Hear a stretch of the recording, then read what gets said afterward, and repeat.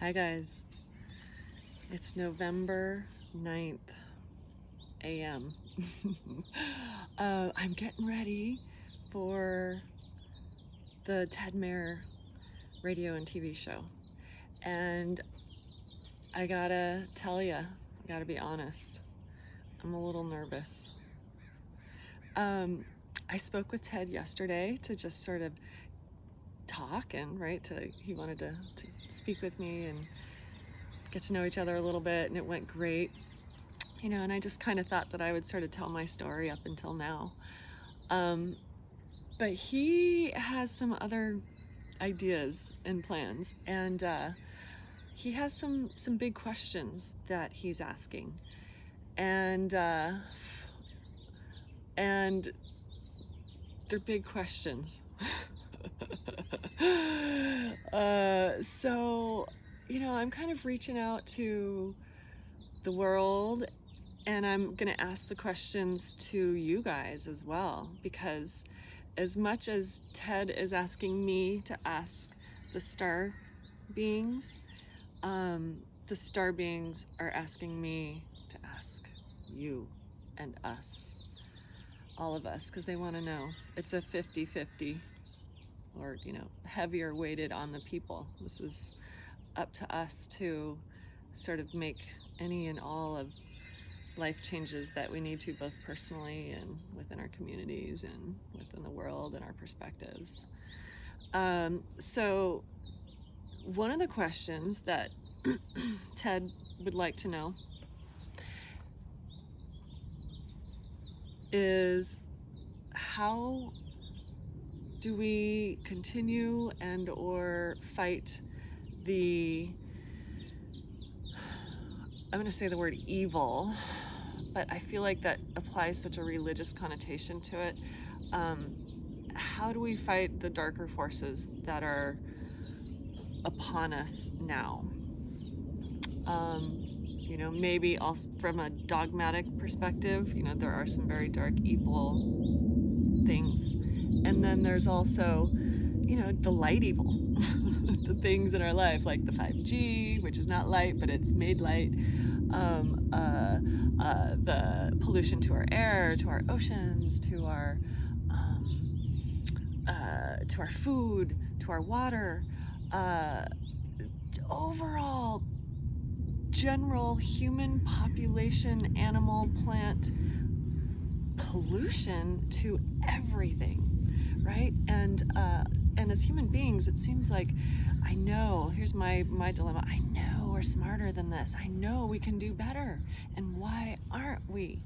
So I know that there's the big corporations and the governments that are kind of holding things back, but again, we're smarter than that, we're stronger than that, we're bigger than that. We need to just do it ourselves. So maybe that's the answer to the question. I don't know. That's my perspective. But for some reason, there seems like there's a block, like it's just not happening. The people we're not making the changes. Like, I don't know. So I have the same question as Ted. How do we fight these things that seem like we don't have a choice over? Okay, so question number one, help. And question number two, how do we make Earth a better place? Now, I think there are so many possibilities, and there's so much potential to this, and there are so many answers to this, and I think we all have this incredible ingenuity and intelligence, and we just need to take action in these directions. Again, create the companies, make the products. We don't have to go along with what they're shoving in at us. Let's do our own thing, right? Make our own technology to either combat what is being forced upon us, and because frequency versus frequency, that's what I say. I say let's fight technology with technology, fire with fire, and or above. Intelligence with higher intelligence.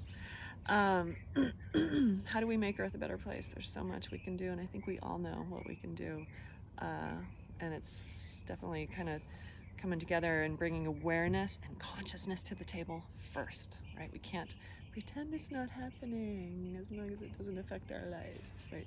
Let's just bring our consciousness and awareness to the table, acknowledge, right? And then things will start happening from there. Lots of potential, lots of opportunities at that point. And then, so again, how to make this earth, our beautiful earth, a better place. Help. This is on all of us. And then another question he has that we're going to talk about is, when is this going to end, right? When is the change going to change? When is the shift going to shift? When is this going to happen? How much longer are we going to sit in our own dung, as Rumi would say? So let me know your thoughts on that, because I don't know.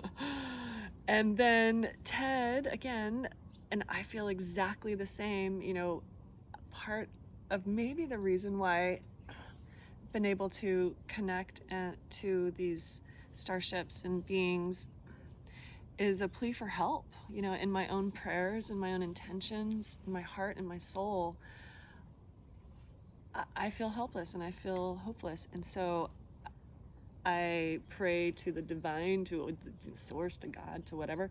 I also, you know, to all intelligent, able, positive beings that might be able to help us, please come in and help. And so we need help. And so Ted is, you know, I could feel his fist hitting the table, like we need help. So whether it's within us as a people, as a community, as a world, as an individual, and those of us who are able to, right? So some third world countries where they're just trying to survive, they can't help so much. Those of us that are in a production, that are in a mode, that have the ability to make adjustments within our lives, others' lives, we're the ones that need to make some change. So yeah, there is more weight on certain people's shoulders, and those of you that are super smart, that are amazing, and scientists and physicists and food people, and all of you amazing people, we've got to turn our talents and our potential for the benefit, for the best of both us and the world, and somehow we gotta make that happen. We can't get taken over by the corporate conglomerates and these negative forces that want to keep us down, or keep us mind controlled, or keep us stuck on our devices. And here's the thing about technology. Same with a lot of pharma issues, is that I think most of us, we want it, right? It's awesome. We want to evolve with it. But there's a responsibility that comes with it, and it's just that, it's responsibility, ethics. And we want safe technology, we want safe medicine, we want the mind-body concept to be incorporated and not just profits. So I feel, excuse me, that we all have this incredible force within us. I feel it within me, but I feel like I'm stuck in a shell. Like I can't get it out. How do I do this? You know, I don't know.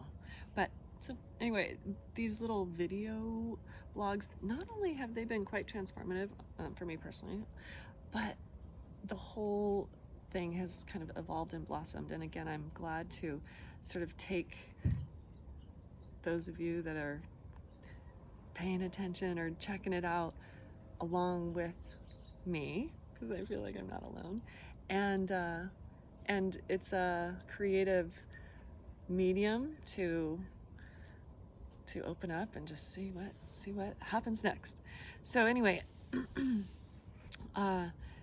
thank you for pondering some of these questions with me, and please formulate some responses, and please note them, type them, send them to me on Facebook or on YouTube here before 2 p.m.